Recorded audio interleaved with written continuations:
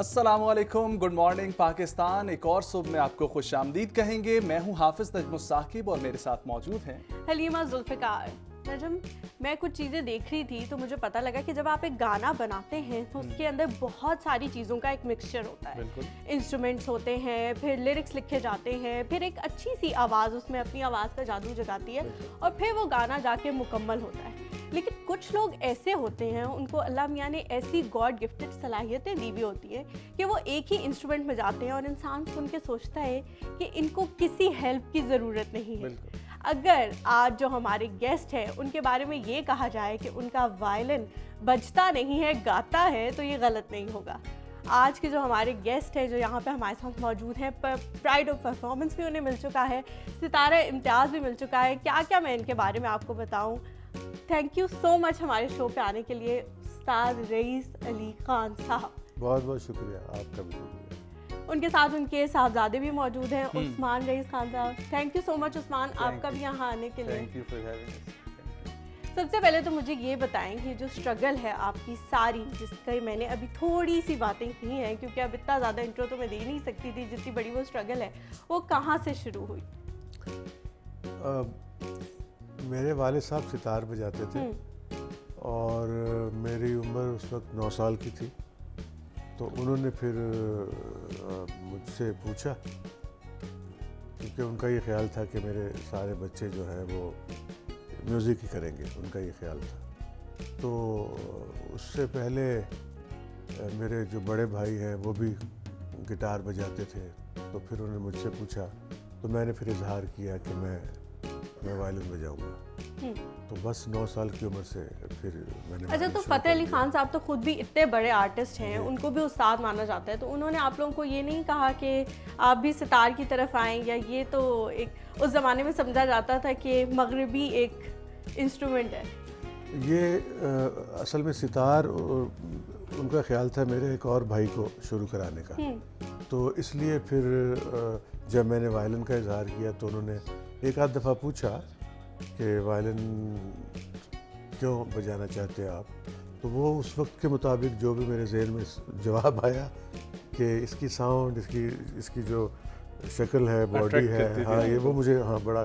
तो इस वजह से फिर मैंने उनको कहा कि जी मुझे यही बजाना है। मैं अपने ऑडियंस को ये बताना चाहूँगा, यहाँ पर ये बताना बहुत ज़रूरी है हलीमा कि ये वो फैमिली है जिनके पास 3 प्राइड ऑफ परफॉर्मेंस है। इनके वालिद उस्ताद फतेह अली खान साहब को भी प्राइड ऑफ परफॉर्मेंस मिला, फिर इनको प्राइड ऑफ परफॉर्मेंस मिला। उसके अलावा इनके भाई हैं उस्ताद नफीस खान साहब, वो भी सितार नवाज हैं, उनको भी प्राइड ऑफ परफॉर्मेंस दिया। और इसके साथ साथ इनकी फैमिली में उस्ताद रईस खान साहब के पास ये एजाज़ हासिल है कि इनको सितारा इम्तियाज़ से भी नवाजा गया। तो हमारी खुशकिस्मती है कि आज हमारे साथ ये मौजूद हैं।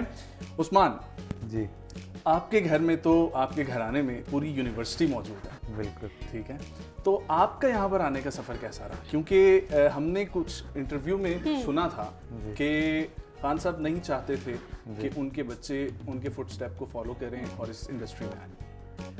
इनिशियली तो वाकई ऐसा था कि नहीं चाहते थे, और उसकी वजूहात कुछ ज़्यादा बेहतर आई थिंक खान साहब बता सकते हैं। लेकिन ये था कि वो उनको उस टाइम तो उनका ये था कि तब मैं ओ लेवल्स के मेरे दिन थे, तो वो चाहते थे कि एटलीस्ट ए लेवल्स करके ग्रेजुएट होके उसके बाद आप फॉलो करें, आपने जो भी म्यूज़िक करना है या कुछ और करना है। मतलब वो ये बेसिकली उनका मकसद ये था कि डिस्ट्रैक्ट ना हो मैं एजुकेशन अपनी कंप्लीट हाँ, तो आई थिंक ये वजह थी। और उसके बाद फिर जब ये सब कुछ हो गया, मेरी पढ़ाई हो गई मुकम्मल, फिर इन्होंने बिल्कुल मुझे फ्री हैंड दिया। फिर मैंने बहुत शौक से अपना पैशन फॉलो किया और अभी तक कर रहा हूँ। नहीं तो आप खुद तो आपने 9 साल की उम्र से बजाना शुरू कर दिया था, तो उन्हें क्यों रोक रहे थे आप? देखिए, उस वक्त मेरे वालिद साहब ने ज़बरदस्ती हम तो खेलते थे उस वक्त, तो उन्होंने ज़बरदस्ती कहा कि भाई आपने दिन रात रियाजत करनी है, तो हम कर रहे थे। और फिर इसकी और बहुत सारे फैक्टर हैं जो मैं मुमकिन है बयान नहीं कर सकता, लेकिन इनको रोकने एक तो एजुकेशन तो अपनी जगह है, जो मैंने तो रास्ते में ही कहीं छोड़ दी थी, और मेरे वालिद साहब को उसकी परवाह भी नहीं थी। वायलिन बजाना, ठीक है, तो पढ़ाई जारी सारी रहती है या नहीं रहती। तो वो रास्ते में कहीं रह गई, इतनी हम इसमें इन्वॉल्व हो मगन हो गए। तो उसके बाद फिर सिलसिला चलता रहा, काफ़ी मैं इस्टेब्लिश हो गया, काम करना शुरू कर दिया। तो कहने का मकसद है कि कुछ ऐसी चीज़ें ज़िंदगी में मेरी आई जिसको थोड़ी मैं कह सकता हूँ तकलीफ़ दी थी, ठीक है। तो वो मुझे ऐसा लगता था कि कहीं ये तकलीफ इनको ना हो, एक सोच आपकी हो जाती, डेवलप हो जाती। तो वो ये था मेरा ख्याल, पढ़ाई भी थी, ये भी चीज़ थी, और मुमकिन है मेरा ये ख्याल था कि ये बस इससे बचे ही रहे तो अच्छा है। खान साहब, कुछ उस वक्त को मैं ताज़ा करना चाहूँगा जब 7-7, 8-8 घंटे खड़े हो गए 9-10 साल का बच्चा वायलिन बजाया करता था। सर्दियाँ होती थी और गर्मी या सर्दी, तो मेरे वालिद साहब सुबह सुबह 4 बजे उठा देते थे और उन्होंने कहना कि बस खड़े हो जाओ। सर्दी के दिन में सुबह उठना आपको पता है कितना मुश्किल, और वो भी 4 बजे जब सूरज भी नहीं निकला होता। सूरज 7 बजे निकलता, तो वो उन्होंने उठा देना, हमने उठ जाना, बहुत डरते थे अपने वालिद साहब से। तो और फिर खड़े हो जाएंगे, अंगीठी जलाई हुई या खुद रज़ाई में बैठे हुए, हम खड़े हुए, तो उन्होंने कहा शुरू हो जाए। 2-3 घंटे वायलिन की प्रैक्टिस हो रही है, मजाल है कि हम कह सकें कि मैं थक गया हूँ जी, अब मुझसे नहीं हो रहा, कर रहे हैं। फिर सुबह हो गई, फिर नाश्ता किया, उसके बाद फिर वायलिन शुरू करा दिया, फिर दोपहर को फिर वायलिन, यानी 7-8 घंटे दिन में वायलिन की रियाजत होती थी। तो ये करवाना पड़ता है, आप खुद नहीं कर सकते, बनना आसान नहीं। जी बिल्कुल।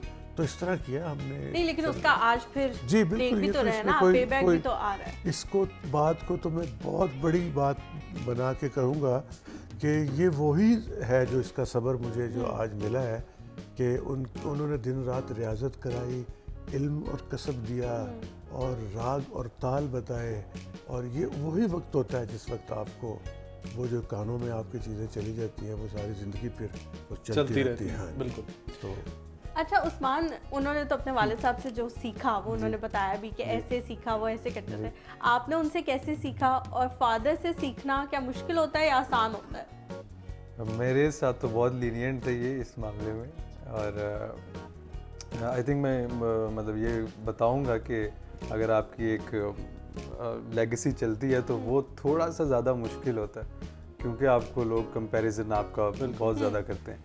तो ये, लेकिन मुझे ये है कि आज तक मुझे कंपैरिजन जिसने भी किया, किसी ने बुरे अल्फाज में नहीं मतलब मुझे बोला, सब ने कहा है कि मतलब मुझे ये कॉम्प्लीमेंट मुझे बहुत अच्छा लगता है, और मुझे सबसे बड़ा और खुशी मेरे लिए ये होती है कि जब कोई कहता है कि आपके वालिद का वायलिन का जो स्टाइल है ना, वो आपके गले में हमें नज़र आता है, तो मुझे इससे ज़्यादा क्रेडिट कोई नहीं लगता। हाँ बिल्कुल। हम यहीं से कंटिन्यू करेंगे और रिक्वेस्ट भी करेंगे आपसे, लेकिन पहला सेगमेंट है पर्सनल ग्रूमिंग, उसकी तरफ बढ़ना है, तो सेगमेंट देखिए, वापस आएंगे, यहीं से प्रोग्राम को आगे बढ़ाएंगे। हमारे साथ रहिए। अस्सलाम वालेकुम व्यूअर्स, मैं हूं अमरीन और आप देख रहे हैं हमारा सेगमेंट पर्सनल ग्रूमिंग। व्यूअर्स, आपने हमारे अभी तक काफ़ी सारे एपिसोड्स देख लिए होंगे और उम्मीद है कि आपको उनसे बेनिफिट भी हुआ होगा। आज हम जिस टॉपिक पे बात करने जा रहे हैं वो एक बहुत आजकल की रूटीन जिस तरह से लोगों की है, उसमें बहुत एक कॉमन प्रॉब्लम होता जा रहा है, वो है dark circles.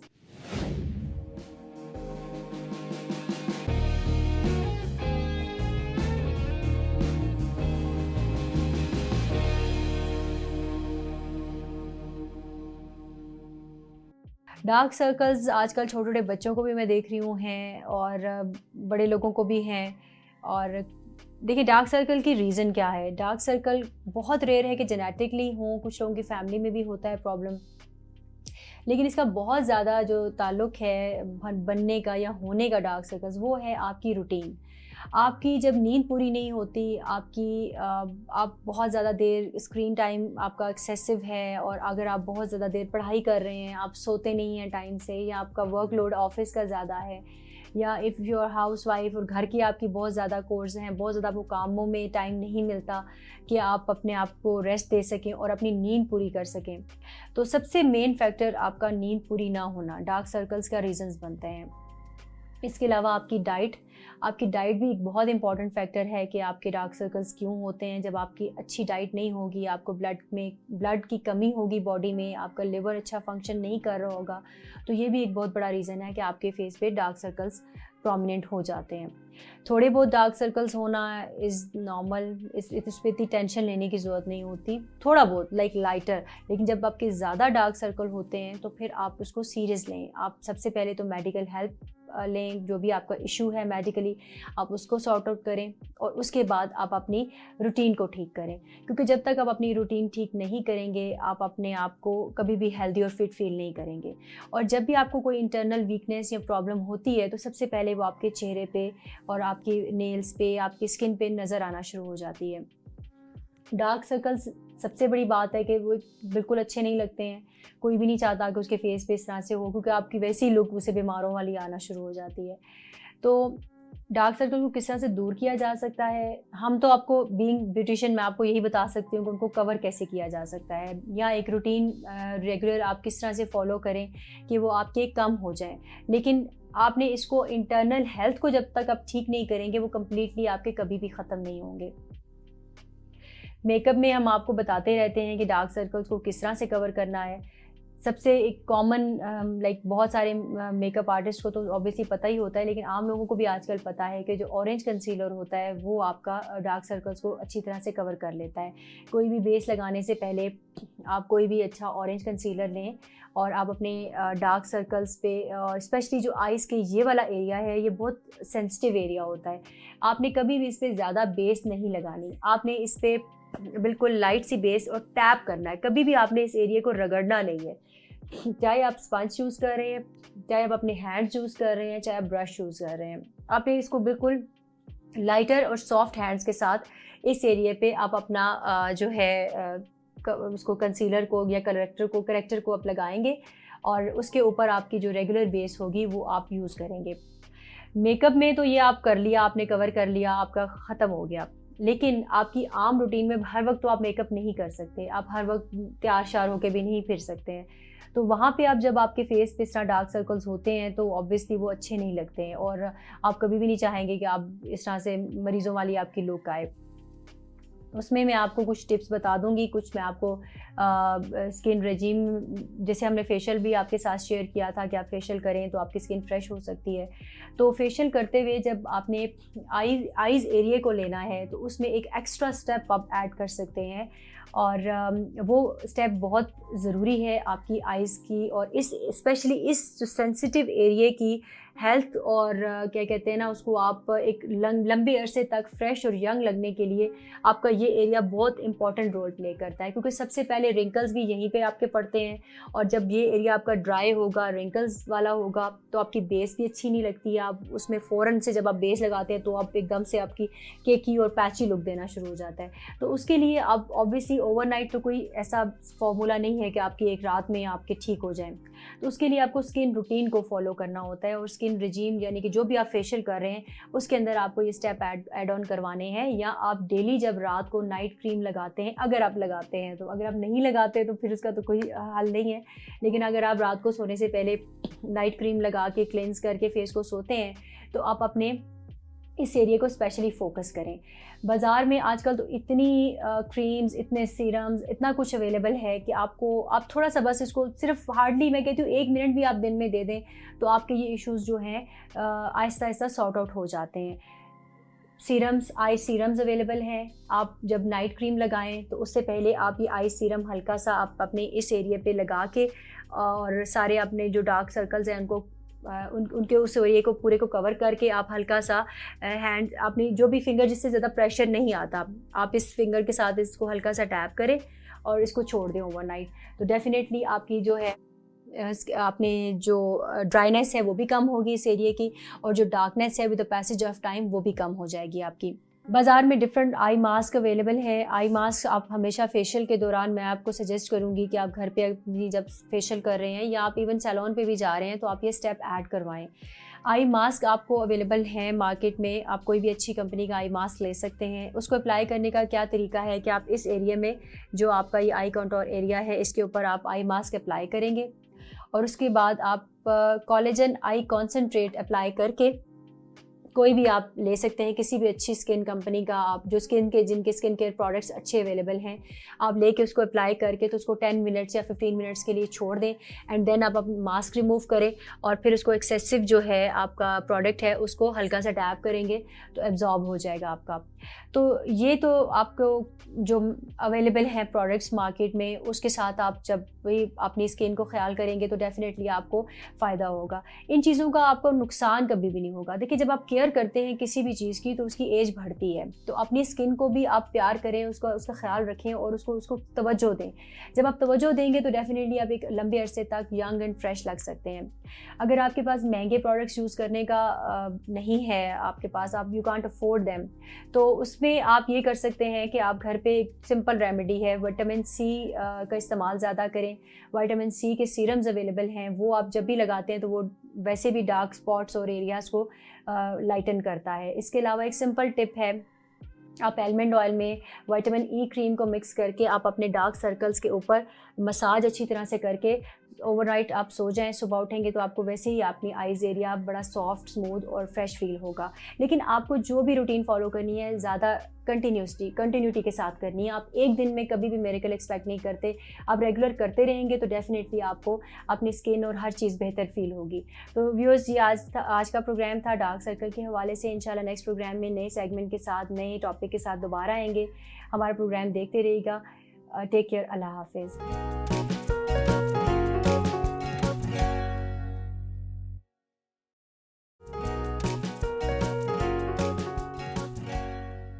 Ji, welcome back to the show. जहाँ से बातों का सिलसिला टूटा था वहीं से दोबारा शुरू करेंगे।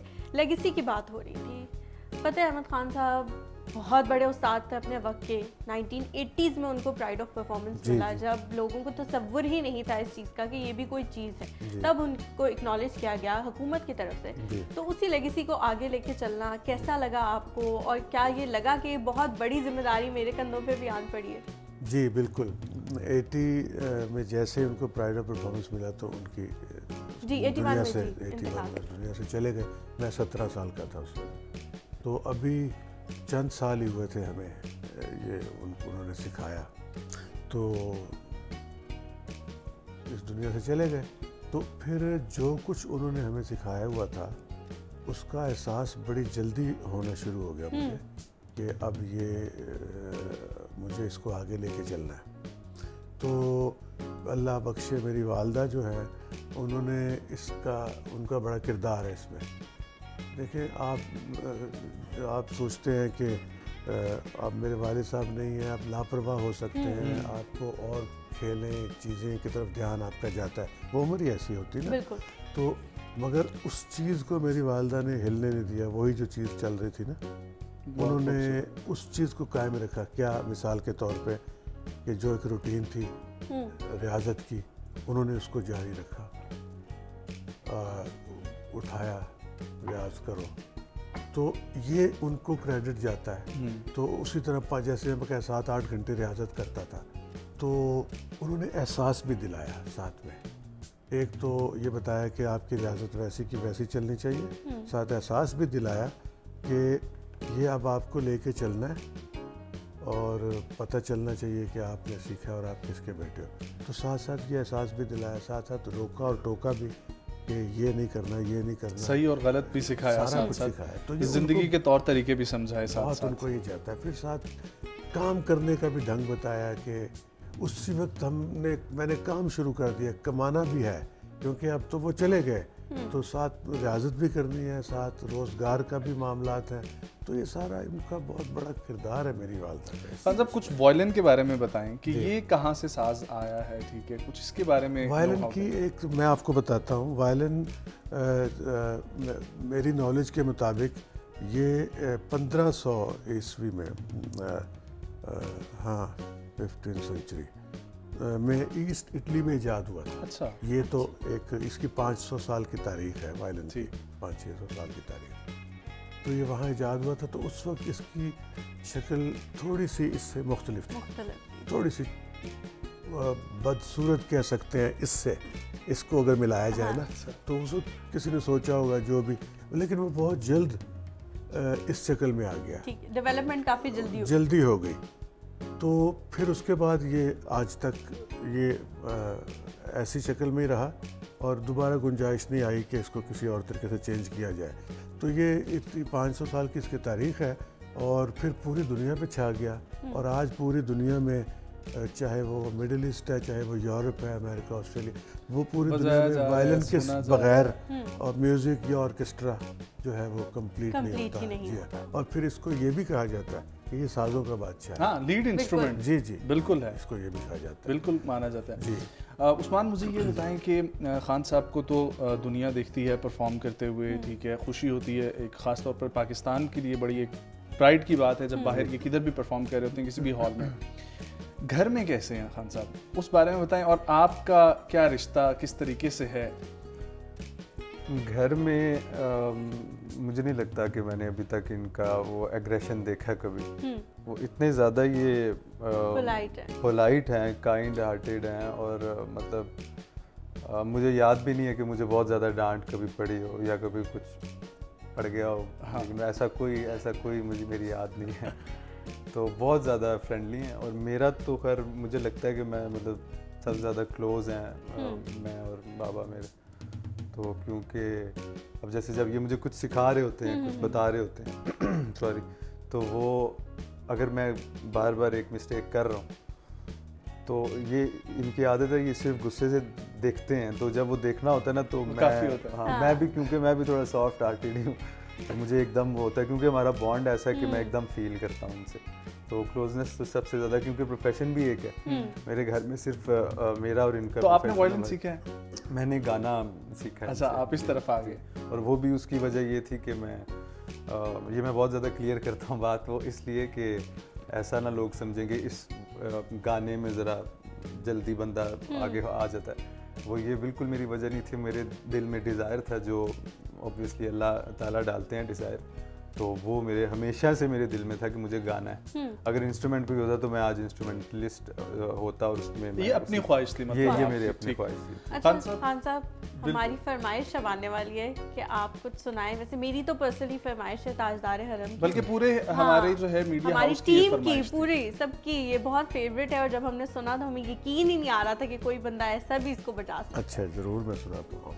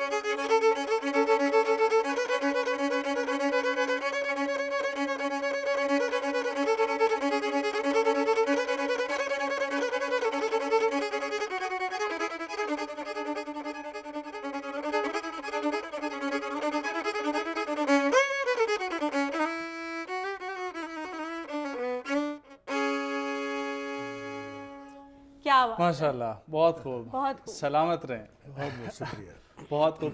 क्या महसूस क्या होता है जब आप परफॉर्म कर रहे होते हैं, जब हाथ में वॉयलिन होता है, स्टिक होती है, और एक जहन में क्या चल रहा होता है, दिल में क्या चल रहा होता है, वो फीलिंग ज़रा शेयर करें। जो भी मामला होता है ना, अब ये एक बड़ा खूबसूरत नातिया कलाम है, ठीक है, यही मामला दिल में चल रहा होता है, तो जो मैं सुना रहा हूँ वो मेरे दिल में भी चल रहा है, और जो तारीफ़ है इस नातिया कलाम में, नात है ना, बिल्कुल, तो इसमें जो कुछ चीज़ें जो इसके बोल हैं, जो अल्फाज कहे जा रहे हैं, वो ही मेरे अंदर भी चल रहा होता है, वही कैफियत मेरे पे तारी हो जाती है, और तब भी वो सहरदारी होता है। बिल्कुल, तभी वो सहरदारी होता है। जी। यहीं से शुरू करेंगे गुफ्तगू का सिलसिला दोबारा से, क्योंकि बहुत ज़्यादा हमें मज़ा आ रहा है और आगे भी जाके हमने कुछ सुनना है, लेकिन अभी टाइम हुआ जाता है हमारे सेगमेंट का। अस्सलाम वालेकुम जी, मैं हूं शिहान आकाश और आप देख रहे हैं don't become a victim, fight back, self defence series. हमने जिस तरह से जिम्नास्टिक के ऊपर काम करना शुरू किया है और उसकी बेसिक आपको बताई थी, तो हमने आपसे वादा किया था कि नेक्स्ट सेगमेंट में हम जो है आपकी जो ख्वाहिश थी फ्रंट फ्लिप, बैक फ्लिप और हवा में घूमने की, वो ख्वाहिश हम पूरी करेंगे। और उसके लिए फिर मैंने अपने दोस्तों को दावत दी है स्टूडियो में। तो मुदस्सिर, हमने जिस तरह से बेसिक जो हैं पिछले उसमें सेगमेंट में सिखाई थी और बताई थी, और मुझे उम्मीद है कि हमारे व्यूअर्स ने और हमारे स्टूडेंट्स ने उसकी प्रैक्टिस की होगी और वो फ्लेक्सिबल हो गए होंगे। तो नेक्स्ट लेवल की तरफ हम जाना चाहते हैं कि हम ये चाहते हैं कि जो बेसिक है उसकी फ्रंट फ्लिप की, फ्रंट समरसॉट की, वो क्या है, वो किस तरह से करनी चाहिए, और उसके बाद फिर हम नेक्स्ट पे जाएंगे। तो क्या कहना चाहेंगे आप फ्रंट फ्लिप के हवाले से? देखिए, जैसे पिछले हमने जो परफॉर्मेंस की थी, जिस तरह फ्रंट रोल था और उसके बाद फिर डायफ रोल हमने किए, तो आज के हमने जो हमने रिकॉर्ड करने, वीडियो जो हमने रिकॉर्ड करने, उसके अंदर हम आज हैंड स्प्रिंग मारेंगे। ओके। जो ज़्यादा ज़रूरी है, जिस तरह मैंने पहले में भी यही बताया था कि आपके बाइसेप, ट्राइसेप आपके मजबूत होंगे, आपकी कमर मजबूत होंगे, तो आप फ्रंट समरसॉट पे जा सकते हो। तो मुदस्सिर, हमने जो बेसिक की थी और उसके साथ साथ मैं ये चाहूँगा कि जो हेड की हम बात कर रहे हैं, हेड के ऊपर, क्योंकि ये डेंजरस भी है, तो मैं ये चाहूँगा कि कामरान भी हमारे साथ हैं, लेकिन ये आप खुद डिमॉन्स्ट्रेट करके दिखाएं, क्योंकि हेड वाला है, और ताकि हमारे व्यूअर्स और हमारे स्टूडेंट्स उसको प्रॉपर समझ सकें। फर्स्ट हमने बैलेंस बनाना है, ठीक है। अब बैलेंस में ये पोजीशन है, ओके। आपके हाथ मजबूत होना चाहिए, आपकी कलाई बिल्कुल टाइट होना चाहिए, ओके। ये पोजीशन है। और देखिए, पंजे बैक पे आपने भारी उठाना है, यूं। ओके। कमर आपको बिल्कुल सीधी होगी, ये देखें, ये स्टे करने 15 सेकंड, 10 सेकंड, जितना आप कर सकते हैं। उसके बाद वापस जाना है राइट शोल्डर पे और कलाई पे। ओके। उसके बाद फिर आपने यूं करना है। अगर आपको लग रहा है कि मेरा कंप्लीट हो गया, तो उसके बाद हमने हेड स्टैंड बनाना है। ओके। ओके। तब जाके हम अपने कवरेज कर सकेंगे। उसके बाद हम हेड स्टैंड पे के ऊपर आ रहे हैं, तो ये बैलेंस, ये पोजीशन है, सर बिल्कुल बाहर की तरफ निकालना है। कुछ बच्चे ऐसे कर लेते हैं कि वो सर को अंदर की तरफ खींचते हैं, तो बॉडी मिस होकर आगे की तरफ गिर जाती है, ठीक है। हमने आगे की तरफ बॉडी को गिरने नहीं देना। ये पोजीशन 1। अब देखिए 2 पे जैसे हम लेग्स उठा रहे हैं, तो आराम से हमने सर रख लिए, ठीक है। अब यहाँ से ये देखिए, ये पोजीशन हम ऊपर लेकर जाएंगे, ओके। ठीक है। यहाँ स्टे करना है 5 सेकंड, 10 सेकंड, जितना कर सकते हैं। वापस उस एंगल में वापस आएंगे, ये। अच्छा, अब बच्चे क्या गलती करते हैं कि जो वो खुद से प्रैक्टिस करते हैं, वो हाथ रख के और डायरेक्ट लेग्स को ऊपर करने की कोशिश करते हैं, और वो कमर के बाहर गिर जाते हैं। वो जो बच्चे करते हैं, उसको भी मैं एक दफ़ा बता दूं, जिस तरीके से आजकल हमारे पास काफ़ी सारे वीडियोस, काफ़ी सारे मैसेजेस आते हैं कि सर ये चीज़ तो मतलब मुझसे हो ही नहीं रहा। उसकी गलती ये है कि हम ये चीज़ कर रहे हैं, आप ज़रा साइड। अब देखिए, कुछ बच्चे डायरेक्ट क्यों कर लेते हैं, ये करके ये करते हैं, इस तरह बिल्कुल सीधा करते हैं, ये करके ये गर्दन को अंदर की तरफ मोड़ लेते हैं। जब गर्दन आप अंदर की तरफ मोड़ते हैं, तो आपकी कमर बैंड हो जाती है और सारा प्रेशर भी गर्दन पे पड़ गया, प्रेशर गर्दन के ऊपर आ जाता है। उसकी वजह से फिर गर्दन में, नेक में फिर पेन होता है, शोल्डर में पेन होता है, कमर में पेन होते हैं। ओके। तो ये चीज़ खतरनाक है कि जैसे मैंने पहले आपको बताया कि हमने बेसिक से ये आपका पोजीशन ये, ठीक है, ये स्टे लेना है, ठीक है। उसके बाद आपने मजबूत कर दिया, अगर आपको लग रहा है कि मैं कर सकता हूँ। उसके बाद फिर हमने ये पोजीशन ली, यहाँ हेड लगाया और बॉडी बिल्कुल स्ट्रेट, उसी तरीके से बैलेंस लेना है। बिल्कुल सही है। ये बैलेंस करते हुए आराम से आप ले जाएंगे, ये पोजीशन आपने लेना है। उसके बाद फिर वापस ये एंगल होगा, ठीक है। जब ये कंप्लीट हो जाए, उसके बाद फिर हम हेड स्प्रिंग के ऊपर आएंगे। कामरान करके दिखाएंगे हमें। Yes, okay. Kamran, head spring, okay अच्छा, इसकी पोजीशन नाज़रीन सेम रही है जिस तरह से हेड बैलेंस में ही गए हैं और उस पे से इन्होंने फिर थ्रो किया है। अच्छा, बच्चे क्या गलती करते हैं कि वो थ्रो हेड से करने की कोशिश करेंगे, लेकिन ये करना हमने शोल्डर और बाजू की पावर, शोल्डर और बाजू से लेग्स को आगे की तरफ पुश करना होता है इसके अंदर। यस, दोबारा कामरान ये देखें जी, बिल्कुल ये टांगों को आगे की तरफ इसमें हम पुश करेंगे तब जाके हम स्ट्रेट खड़े हो सकेंगे। अच्छा, बस जैसे हम जो है आगे अब बढ़ेंगे और मैं ये चाहूँगा कि जो इतना हमारे व्यूअर्स और हमारे स्टूडेंट्स जो इंतज़ार कर रहे हैं, ये चाह रहे हैं कि जी फ्रंट फ्लिप जो सीखना चाह रहे हैं, तो क्या हम उस लेवल पे पहुँच गए, फ्रंट फ्लिप की तरफ जाना चाहिए हमें? देखिए, हेड स्प्रिंग हो गया, हेड स्प्रिंग के बाद फिर हैंड स्प्रिंग आते हैं जो विदाउट हेड आते हैं। ओके, ठीक है, जिसमें सिर्फ हाथ लगाते हैं, वो भी वही सेम, शोल्डर बाजू आपके बाइसेप ट्राइसेप मजबूत होंगे, तब जाके आप हैंड स्प्रिंग मार सकेंगे। फ्रंट मसाज के लिए पहले भी हमने ये बताया था कि फ्रंट रोल आपको आना चाहिए, डाइफ रोल आपको आना चाहिए, वो दोनों अगर कंप्लीट है आपका तो उसके बाद फिर आप फ्रंट मसाज के बाद सबसे पहले तो आपके पास कोई भी मैट्स, कोई भी मैट्रेस, कोई भी फोम आपके पास होना ज़रूरी है। ठीक है, ताकि आप डाइव क्लोज कर सके, उसके बाद जाके आप फ्रंट मसाज पे जाए। अब डाइव क्लोज मैं आपको बताऊँ, इससे पहले मैंने बता चुका था आपको, पर एक बार दोबारा आपके माइंड में डाल दूं कि हमने डाइव क्लोज लेना है। डाइव क्लोज में हम हाइट लेंगे, खुद बहुत ऑटोमेटिकली हमारे फ्रंट मसाज क्लियर होना शुरू हो जाएगा। अब डाइव क्लोज हम कैसे लेंगे कि हम अगर रनिंग के साथ करते तो रनिंग के साथ हम डाइव रोल बेशक न ले, हम फ्रंट रोल के साथ हम डाइव रोल ले सकते हैं। ठीक है, अब फ्रंट रोल के साथ मैं करूँगा ये, अब ये डाइव रोल है, यू क्लोज, वहाँ से आपने मुझे फिर करके दिखाना है यहीं से। अब सेम यही चीज़ है कि हमने इसको क्लोज करना है, मतलब डाइव में हम टांगे बिल्कुल सीधे कर लेते थे, अब इसमें हमने टांगों को बेंड कर दे रहे। जब टांगे हम बेंड करेंगे तो यही फ्रंट समरसाट का बेसिक है। इसके बाद हम फ्रंट समरसाट के ऊपर आ सकते हैं। यहीं से आपने दोबारा करना है, ये मैं चाहूंगा कि आप दोबारा करते हैं ये ताकि हमारे स्टूडेंट्स को प्रॉपर फ्रंट रोल, अब close dive you. Okay, very nice, ये फ्रंट समरसाट का बेसिक है। इसके बाद हल्का सा स्प्रिंट घुमाऊंगा, हल्का सा स्पीड घुमाऊंगा, मैं फ्रंट समरसाट मार दूंगा। ओके जी, yes Mudassir. Okay, front roll, okay, ये वेरी नाइस, हमने हाइट इस तरीके से उठाना है। ज़बरदस्त। ओके, मुदस्सिर वापस आइएगा। अच्छा, इसके अंदर टेक्निक जो है वो क्या है?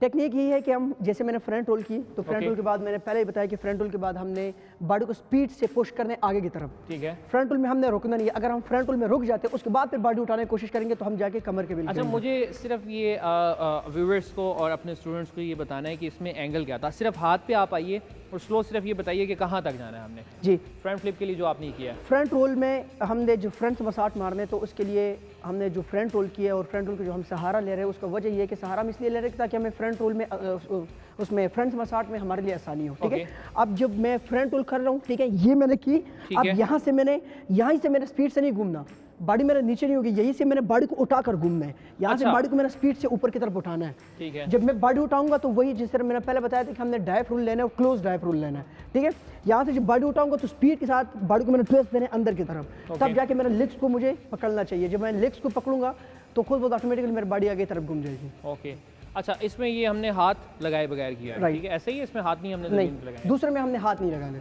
दूसरे में हमने हाथ जी। फ्रंट समरसाट जब हम करेंगे तो उसमें हमने बॉडी को क्लोज पकड़ना है, फ्रंट रोल में हमने हाथ लगाना है, दूसरे में जब हम पुश करेंगे तो हमने आगे की तरफ ओके बॉडी को सी बनाना है। जिस तरह पहले हमने बताया था कि डाइव रोल हमने कैसे करने, इसमें भी डायरेक्ट हमने आगे फिश की तरफ, जिस तरह डॉल्फिन फिश आप लोगों ने देखा होगा समंदर से जब ऊपर की तरफ जा रहा होता है तो वो इस एंगल में जाकर वापस उस एंगल में वापस उसमें नीचे आना होता है। तो फ्रंट समरसाट में भी सेम वही कंडीशन। अच्छा मुदस्सिर, ये जब जंप आपने किया, जब हम आके यूं इस लेवल पे आप खड़े हुए हैं, जब आप ऊपर जा रहे हैं, तो वहाँ से जब हम आगे की तरफ राउंड कर रहे हैं तो हम अपनी नेक और कमर को बिल्कुल बॉल की तरफ कर रहे हैं, टायर की तरफ उसको राउंड कर रहे हैं। ऐसे नहीं है कि बिल्कुल हम अपनी बॉडी को आगे की तरफ फेंक रहे हैं, ऐसा ही है। और उसमें आके लेग्स को हमने बीच में पकड़ने की भी करें, पकड़ना भी है हवा के अंदर हमने इसको। जब लेग्स मेन टोटली इसमें किरदार ही लेग्स का है। ठीक है, अगर हम लेग्स को ओपन छोड़ देते तो हम जाके सीट के बिल गिरेंगे। अच्छा, ठीक है, और इस पे स्पीड भी मैटर करती है, कितनी स्पीड?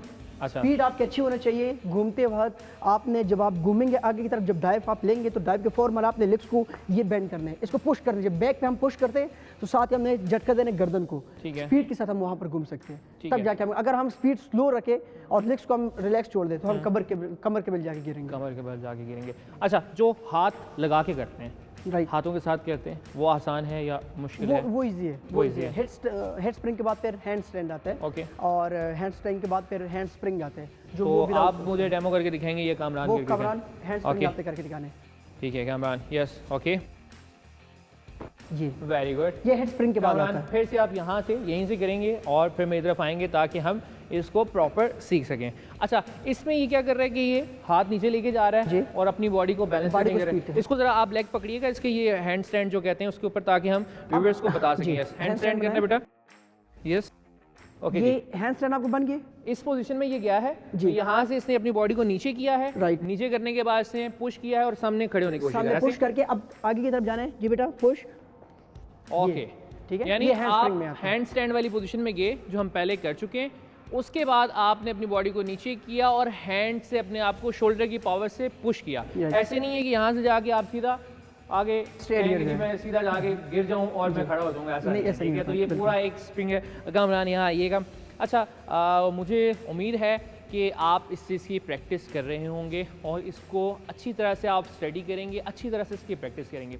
देखें, मैं आपको बार बार कह रहा हूँ कि जिमनास्टिक जो है इसके ऊपर मैं ज़्यादा आपको इतना क्यों डराने की कोशिश कर रहा हूँ कि ये एक ऐसी चीज़ है कि अगर आप इसको बिल्कुल फोकस के बगैर, यानी आप इसको डीपली स्टडी किए बगैर करने की कोशिश करेंगे तो आपको चोट लग जाएगी।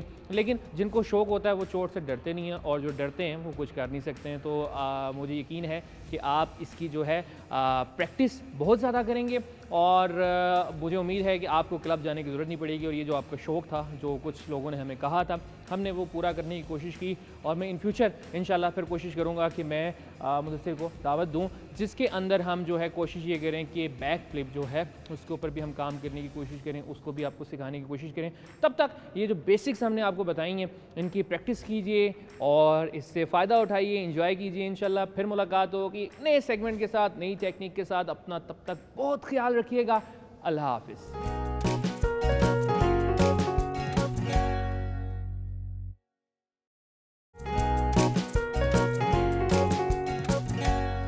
आपको एक दफ़ा फिर से एक और सुबह में खुशामदीद कहेंगे।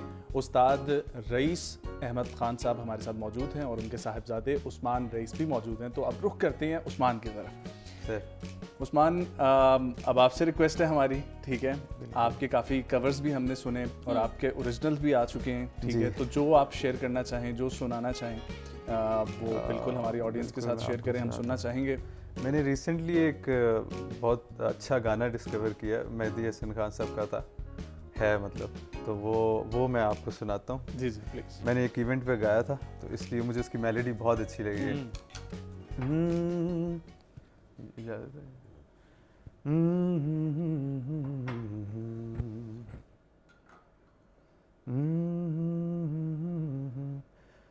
मैं जो शायर कभी होता तेरा सेहरा कहता, चांद को चांद न कहता, तेरा चेहरा कहता। मैं जो शायर कभी होता तेरा सेहरा कहता, तुझको ले उड़ता हवा बन के मैं खुशबू की तरह, तुझको ले उड़ता हवा बन के मैं खुशबू की तरह, उम्र भर रखता ज़माने की निगाहों से परे, दिल भी गर पूछता तेरा तो कभी ना कहता, मैं जो शायर कभी होता तेरा सेहरा कहता। बहुत खूबसूरत। विदाउट द इंस्ट्रूमेंट्स थोड़ा सा मेरे नहीं लिए नहीं, बहुत खूबसूरत। बहुत अच्छा आपने गाया। और जो आपको एक कॉम्प्लीमेंट देते हैं कि आपके गले में आपके वालिद साहब का ये वॉयलिन बजता है, वो ठीक कहते हैं। बिल्कुल ठीक है। शुक्रिया। तो वहाँ पर तो प्राइड ऑफ परफॉर्मेंस भी है, सितारे इम्तियाज़ भी है, और वो खुद कहते हैं अपने इंटरव्यू में कि मैं इन अवार्ड्स के बारे में सुनता था, ठीक है, और इनको पाने की लगन थी, कौन देगा कैसे देगा वो मुझे नहीं पता था। तो आपके जहन में क्या है? मेरे जेब में अभी बैठे हुए आया कि कभी मुझे भी मिलेगा प्राइड ऑफ परफॉर्मेंस, लेकिन मैं मेरा कुछ जो नेचर है वो go with the flow kind of है कि मैं मतलब बहुत ज़्यादा आगे का नहीं सोचता। मैं कोशिश करता हूँ कि जो जिस डेडिकेशन से मैं काम अभी करता रहूँगा तो वो एक टाइम आएगा चीज़ें डिस्कवर होंगी। हाँ, तो अच्छा, मेहदी हसन साहब की बारे में बात हो रही है, आपके भी बचपन का एक बहुत बड़ा हिस्सा उनके साथ गुजरा है, उनकी शागिर्दी में गुजरा है, तो उनसे आपने क्या क्या सीखा? मेहदी हसन साहब की शागिर्दी में मैंने मेहदी हसन साहब के साथ काम किया है, और मुझे बल्कि बड़े सीनियर फनकार थे और मुझे मौका मिला कि मैंने उनके साथ काम किया और मुझे बड़ी पसंद करते थे वो। लेकिन जो ये वाली बात है कि शागिर्दी मेहदी हसन की मैंने इस तरह से शागिर्दी कहा कि जाहिर है जब आप एक ऐसे इंसान के साथ होते हैं तो वो आपको कुछ ना भी सिखा रहा हो तो उनकी बात से, उनकी किसी तर्ज से आप कुछ ना कुछ अडॉप्ट कर लेते हैं। जी बिल्कुल। तो ऐसा कभी कुछ हुआ हो कि आपने कहा हो कि हाँ ये जो चीज़ है ये मैंने भी करना शुरू कर दिया? हाँ बिल्कुल बिल्कुल। देखिए, मैंने सारी ज़िंदगी सीखा ही है, सबसे ही सीखा है, चाहे वो मेहदी हसन खान साहब है या चाहे कोई और में, क्योंकि मैंने बड़े फनकारों के साथ काम किया है और उन सब से सीखा है। तो उनसे जो गज़ल का अंग है ना, आपका सवाल जो है उसका जवाब ये है कि जो गज़ल जैसी उन्होंने गाई है शायद ही कोई गा सकेगा, जो उन्होंने गज़ल को एक नया अंग दिया। तो गज़ल गाने वाले पाकिस्तान में भी बहुत हैं, हिंदुस्तान में भी बहुत है, लेकिन जिस तरह की गज़ल इन्होंने गज़ल का एक रंग बना दिया वो मुश्किल ही नज़र आता है मुझे तो आगे। लेकिन उस गज़ल के अंग को मैंने अपने अंदर कोशिश की कि इनका अंदाज़ अपने वायलिन में गज़ल को किस तरह लेके आना। तो ये मैंने उनसे ज़रूर सीखा है कि जैसे उन्होंने गज़ल गा दी, गुलों में रंग भरे बादे नौ बहार चले, या कूबकू फैल गई, और फिर गज़ल में जो चीज़ें उन्होंने लफ्ज़ को लेके चले और अदायगी को जिस तरह उन्होंने तो फूल कहा है तो वो फूल बन गया। बहुत खूबसूरत बात की आपने। तो ये चीज़ मैंने ज़रूर सीखी उनसे कि गज़ल अगर मुझे वायलिन पे बजानी पड़े तो मुझे ऐसी ही इस अंदाज की गज़ल बजानी चाहिए। क्या बात है। तो ये सीखा। कभी आपने कंपटीशन में अपने किसी को समझा है, किसी को कम्पिटिटर समझा हो कि ये कि इनके साथ मेरा मुकाबला है, कोई बाहर वेस्टर्न में हो, तो कोई ऐसा नाम? मेरे अजीज़ों में भी वायलिनिस्ट थे। अच्छा। कुछ मेरे जानने वाले भी थे, वायलिनिस्ट थे। तो जिस वक्त मैं बहुत यंग था तो उस वक्त मैं सोचता था कि यार, आप बड़ी इंटरेस्टिंग बात है कि मैं थोड़ा सा इस तक पहुंच जाऊं तो बड़ी ज़बरदस्त बात है। फिर एक वक्त आया, मुझे पता ही नहीं चला देखते देखते कि मैं उनको लीड कर रहा था। ठीक है, जिनकी ख्वाहिश मैंने की थी तो वो मैंने देखा कि मैं आगे निकला हुआ हूँ, मुझे नहीं मालूम। फिर एकदम से मुझे एक ये ख्याल आया कि जो ये वाले हैं ना, ये जो बजा रहे हैं, अब मुझे इधर तक मुझे यहाँ तक पहुँचना, ये बड़ी वो बात है जो हुई है मेरी ज़िंदगी में। अब मुझे यहाँ तक पहुँचने पता ही नहीं चला, तो वो उनसे कहीं लगन से अच्छी हो तो खुदा रास्ता बनाते होते होते होते फिर एक बहुत बड़े वायलिनिस्ट पाकिस्तान में गुजरे जो कि रिश्ते में मेरे मामू भी लगते थे। उनका जो अंग था ना बजाने का, मैंने बहुत उस वक्त छोटी एज में मैंने उनको बजाते सुना, तो मैंने कहा यार ये क्या हाथ है, क्या अंदाज़ है उनका बजाने का। तो मुझे लगा कि मुझे इन जैसा बनना है। फिर एक वक्त ऐसा आया, लोगों ने कहा कि ये तो, उनका नाम भी लिया एक बहुत बड़े कंपोज़र ने कि ये तो उनकी झलक नज़र आती है। क्या? फिर जब मुझे ये शौक़ पड़ा कि मेरे वायलिन में मेरे वालिद की झलक नज़र आनी चाहिए, कि मेरे वालिद जैसे सितार बजाते हैं और जिस तरह वो तारों के साथ लेके चलते हैं, तो मुझे भी फिर मुझे ये शौक़ पड़ा। फिर वो भी लोगों ने मुझे कहा कि जब आप वायलिन बजाते हैं पता लगता है कि आपके वालिद का जो अंग है सितार का, वो इसके बीच में नज़र आता है। ये तो हो गई यहाँ तक बात। यहीं से बात को अगर हम कंटिन्यू करें माजरत के साथ, क्योंकि सेगमेंट का भी वक्त हो गया। ठीक है।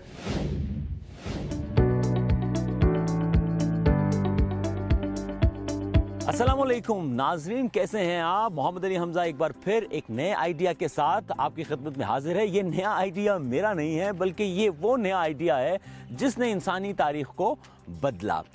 20वीं सदी जो गुजरी हमारी, जिसमें हम देखते हैं कि वर्ल्ड वॉर 1 भी हुई, वर्ल्ड वॉर 2 भी हुई, और मुकाबले का रुझान हमें बहुत ज़्यादा नज़र आया। और ये मुकाबले का रुझान बुनियादी तौर पे ये साबित करने के लिए था कि दुनिया की सुपर पावर कौन है। और इस मुकाबले में एक तरफ सोवियत यूनियन और दूसरी तरफ यूनाइटेड स्टेट्स ऑफ अमेरिका नज़र आया। कुछ अक़वाम ने सोवियत यूनियन का साथ दिया, कुछ ने यूनाइटेड स्टेट्स का साथ दिया। गो के 20वीं सदी में ही एक तीसरी ताकत सामने आ गई जो कि हिटलर की सूरत में थी। वो एक डिस्टर्बेंस थी एक रेगुलर मुकाबले के दौरान। अब ये मुकाबले का जिक्र मैंने इसलिए किया कि बहुत से आइडियाज़ जो हैं उन्होंने जन्म इसलिए लिया क्योंकि एक मुल्क दूसरे मुल्क पे सबकत हासिल करना चाहता था। अब इसी दौरान यानी 20वीं सदी में 1960 के अंदर अमेरिका जो था वो बहुत खौफज़दा था। किस चीज़ से खौफज़दा था? वो इस चीज़ से खौफज़दा था कि शायद किसी लम्हे भी अमेरिका के ऊपर न्यूक्लियाई हमला हो सकता है।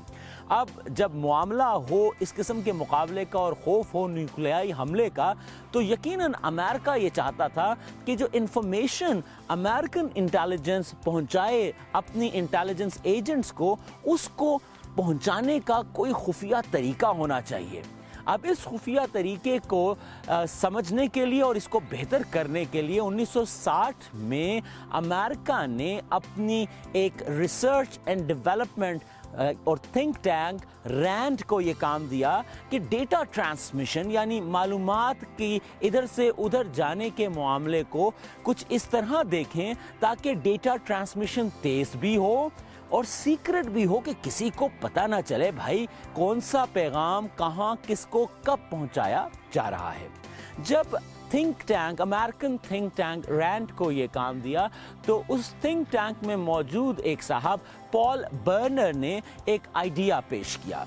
और वो आइडिया ये था कि जब भी data from one place to another भेजा जाए तो डेटे को एक बल्क की सूरत में भेजने की बजाय उसको छोटे छोटे हिस्सों में तकसीम कर दिया जाए और मुख्तलिफ रास्तों से वो इंफॉर्मेशन जो है वो दूसरी जगह पहुंचाई जाए, और जब वो इंफॉर्मेशन अपनी मंजिल पे पहुंच जाए तो उसे दोबारा इकट्ठा कर लिया जाए। सो इस ट्रांसमिशन से अगर कोई पीस जो है इंफॉर्मेशन का किसी के हाथ लग भी जाएगा तो वो डिसाइफर नहीं कर पाएगा कि ये पैगाम क्या है, ये कौन सा डेटा है जो पहुंचाया जा रहा है।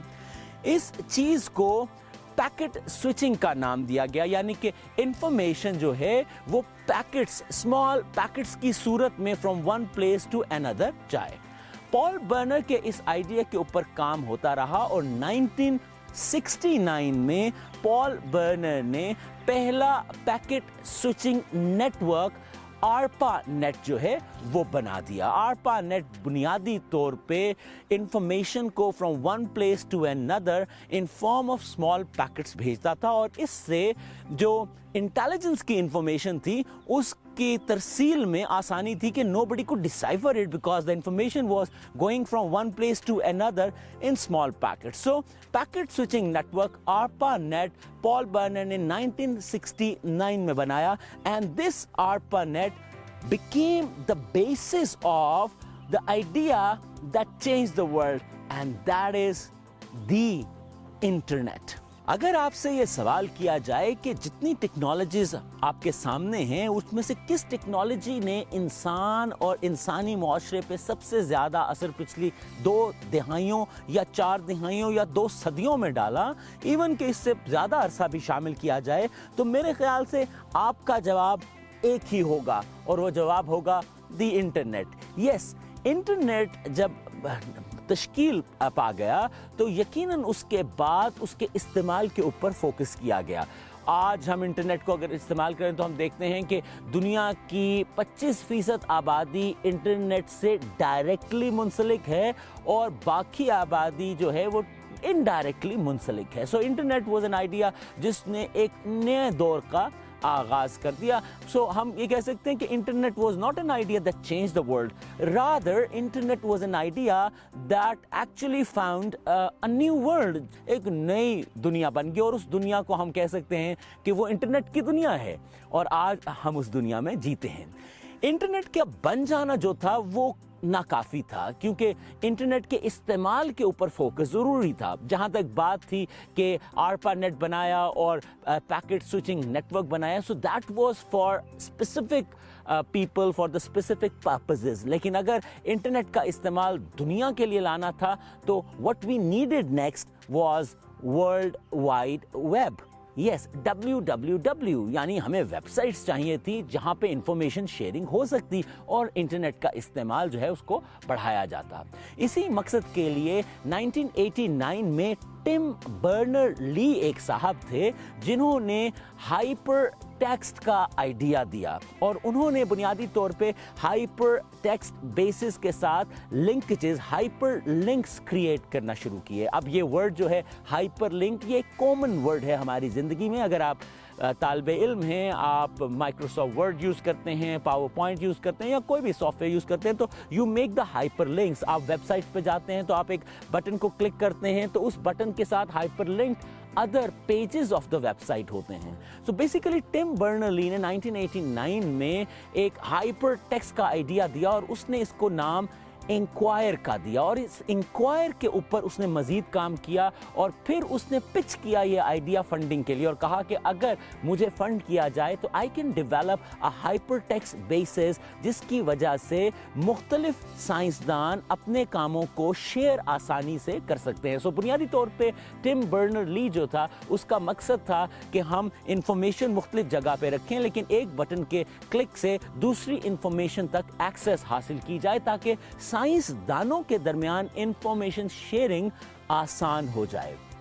टिम बर्नर-ली ने अपना आइडिया पिच किया, उसको कुछ अर्सा लगा, लेकिन आखिरकार उसने फंडिंग हासिल की। उस फंडेड प्रोजेक्ट के ज़रिए उसने 1991 में टिम बर्नर-ली ने आखिरकार अपनी जॉब प्लेस, जो कि वो सर्न में काम करता था, जो कि हाइड्रो कोलाइडर प्लेस है, एक बहुत बड़ा साइंटिफिक सेटअप है, वहाँ बैठ के उसने दुनिया की पहली वेबसाइट बनाई जिसकी बेसिस हाइपर टेक्स्ट थे और हाइपर लिंक्स थे, और यूं दुनिया मुतारिफ हुई बुनियादी तौर पे www से, जिसे हम हुर्फ़ आम में वेबसाइट कहते हैं। आज वेबसाइट्स की बहुतात है। कहते हैं कि एक एवरेज फ़र्द जो इंटरनेट इस्तेमाल करता है वो एक दिन में लगभग 1000 वेबसाइट्स को विजिट करता है। आप अपनी ज़िंदगी को देख लीजिए कि देयर वाज अ टाइम जब वेबसाइट्स को विजिट करने के लिए आपको कंप्यूटर ऑन करना पड़ता था, फिर इंटरनेट से कनेक्ट होना पड़ता था और फिर आप एक्सेस लेते थे वेबसाइट्स की। लेकिन आज तो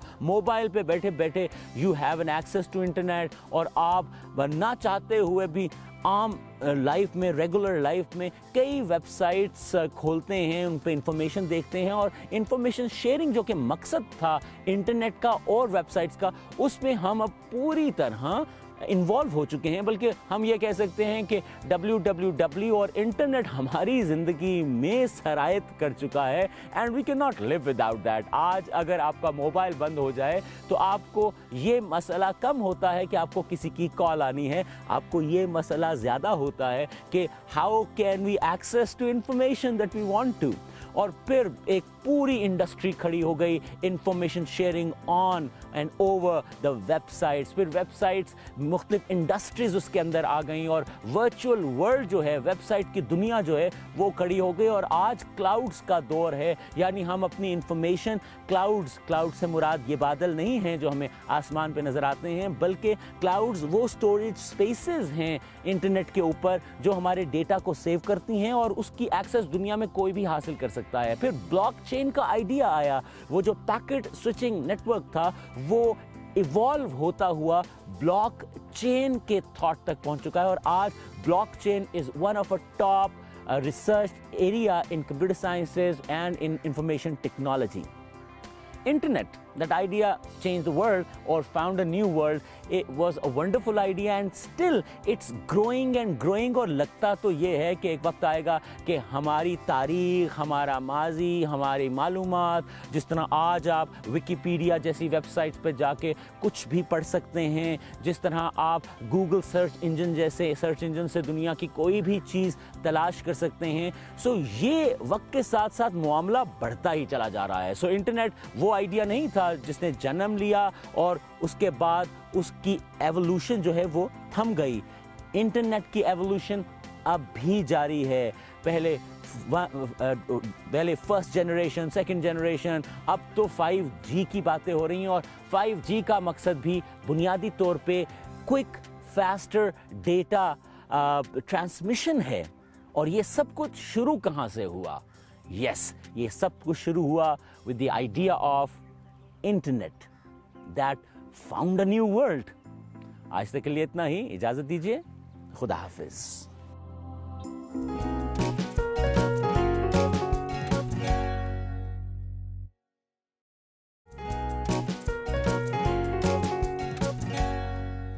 जी welcome back to the show. बात को वहीं से कंटिन्यू करते हैं जो आप बता रहे थे कि मैंने लोगों से सीखना शुरू किया, पहले उन्हें देखना शुरू किया और फिर एक टाइम आया जब मैं भी उनसे आगे निकल गया, उन तक पहुंच गया। जी जी। और ये बहुत बड़ी हकीकत है। मैं आपको बताऊं, मुझे याद आता है, मुझे बड़ी हैरत होती है कि उसकी शान भी क्या है। मेरे माँ बाप की दुआ है, मेरी मेहनत है, जो भी है, मैं जिसको देखता गया मुझे अल्लाह ताला ने उसका लीडर बनाता गया। वो मुझे, मैं फिर उसको लीड करता था। तो खैर एंड पे जो बात ख़त्म हुई, फिर अब हम वेस्ट की तरफ आते हैं, ठीक है, क्योंकि मुझे ये भी शौक़ था कि ये साज जिनका है उनको भी वो भी पता चले कि मैंने उनके साज को अपना म्यूज़िक, अपना साउंड दिया, अपना म्यूज़िक दिया, यानी हमारा ईस्टर्न जो क्लासिकल है।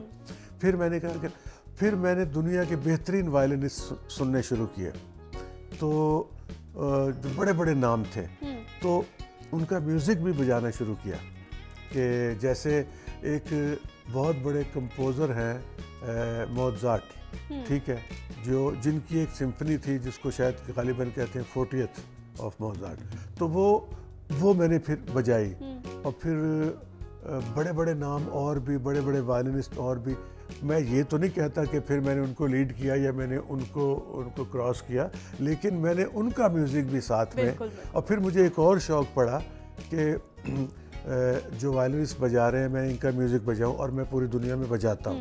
ठीक हो गया, मोज़ार्ट भी बजाता हूं, बीथोवन भी बजाता हूं, बाख भी बजाता हूं, जहाँ जहाँ मुझे मौका मिलता है। लेकिन फिर ये भी हुआ कि इंटरनेशनल म्यूज़िक, कि मैं जिस मुल्क में जाऊं उस मुल्क का म्यूज़िक बजाऊं। मैं चाइना गया, मैंने वहाँ चाइनीज़ म्यूज़िक बजाया। मैं तुर्की गया, मैंने वहाँ तुर्किश म्यूज़िक बजाया। मैं अमेरिका गया, मैंने वहाँ अमेरिकन, यानी उनकी धुनें, जो उनकी धुनें हैं मुख्तलिफ ममालिक की, ये मुझे शौक़ पड़ गया। हाँ, ये मैंने आपके बारे में पढ़ा कि आपने 25 मुख्तलिफ मुल्कों के म्यूजिक उन्हीं के मुझे वहाँ पे शौक़ जाके था बजाते कि मैं जिस मुल्क में जाऊँ वहाँ उनका भी म्यूज़िक बजाऊँ। अच्छा, चलिए म्यूजिक की बातें तो बहुत ज़्यादा हो गई। हाँ, आप कुछ गज़ल की तरफ कुछ हम बढ़ते हैं, ठीक है। और आपने अभी थोड़ी देर पहले मेहदी हसन साहब की बात हो रही थी, तो मैं समझता हूँ मैं गज़ल, ये सिन्फ है, हर तरह की मुख्तलिफ सिन्फें हैं। बिल्कुल, गज़ल, गीत, ठुमरी, दादरा, फोक, रॉक, क्लासिकल, ये सारी चीज़ें इसनाफ है मौसीकी की, तो गज़ल भी उसका हिस्सा है। तो उसकी चाल चलन अपनी अपनी होती है। हाँ। तो गज़ल की जो चाल है, मेहदी साहब कैसे गाते थे, वो मैं आपको सुनाता हूँ।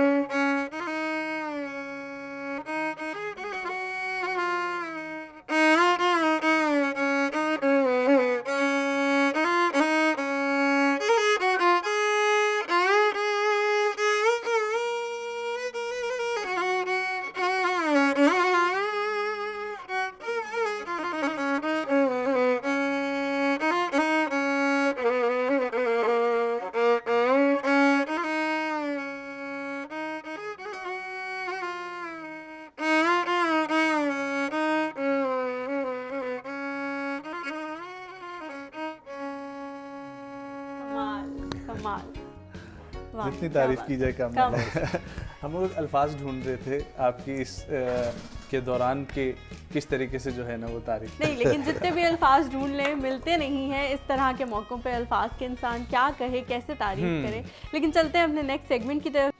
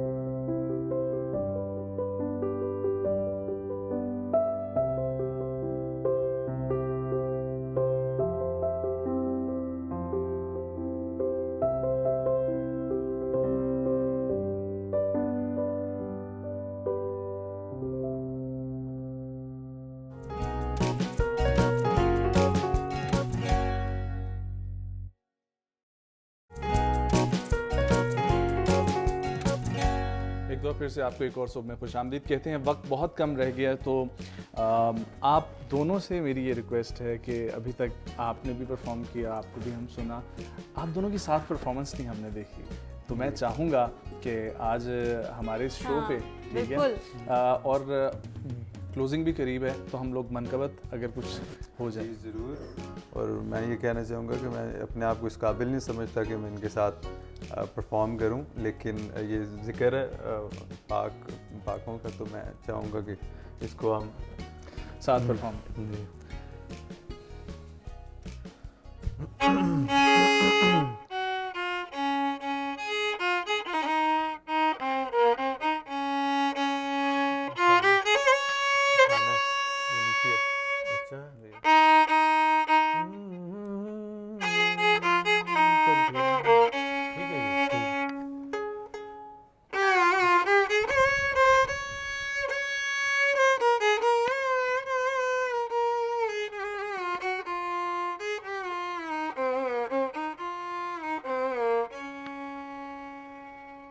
तू अली की करता है हम सरी, ये तेरे ज़मीर की भूल है।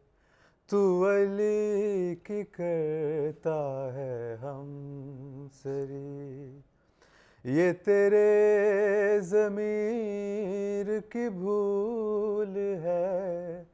तुझ में अली की विला नहीं, तेरी बंदगी भी फजूल है। तू अली की करता है हम सरी।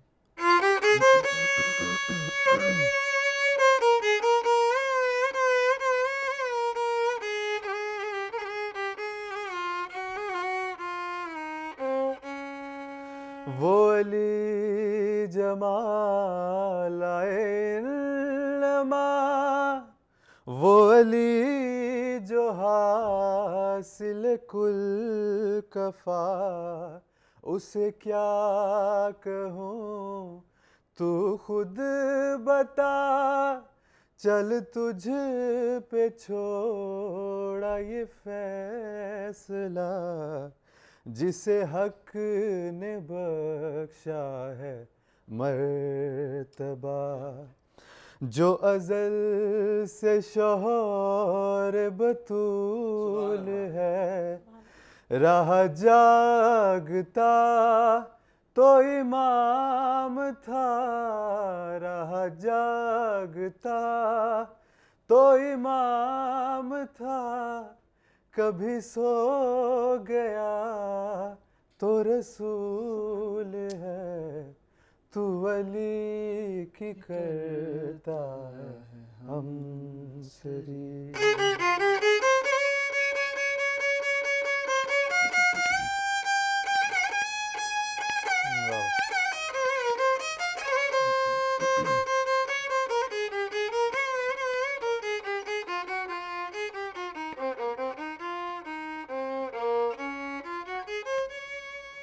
ये जो कर रहा है तू सख्तियाँ, मेरे प्यार का है ये इम्तिहान।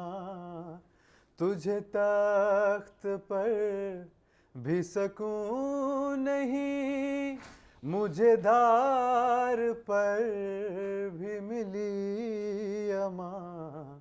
मैं अदू को क्यों ना अदू कहूँ, मेरी जिंदगी का असूल है। मैं मरूं तो लब पे हो या अली, मैं मरूं तो लब पे हो या अली। मुझे ऐसा मरना कबूल है। तू अली की करता है हम सरी, ये तेरे ज़मीर की भूल है। तुझ में अली की विला नहीं, तेरी बंदगी भी फजूल है। सही।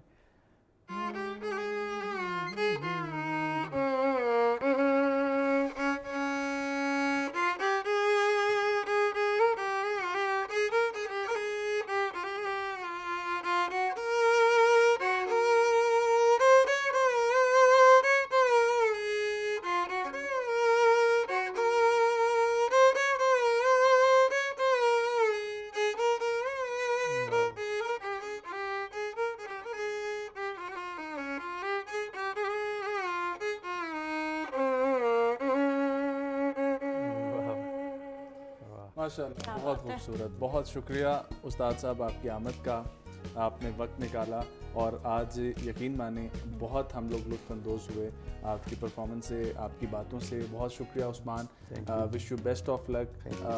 और हम यही कहना हम ये आपके लिए भी एजाज़ की बात होगी कि आप अपने वालिद के जैसे खुदा आपको बनाए।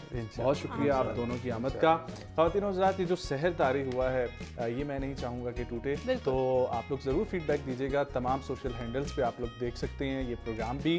अगले प्रोग्राम तक के लिए मुझे और हलीमा को दीजिए इजाज़त, फिर मुलाकात होगी।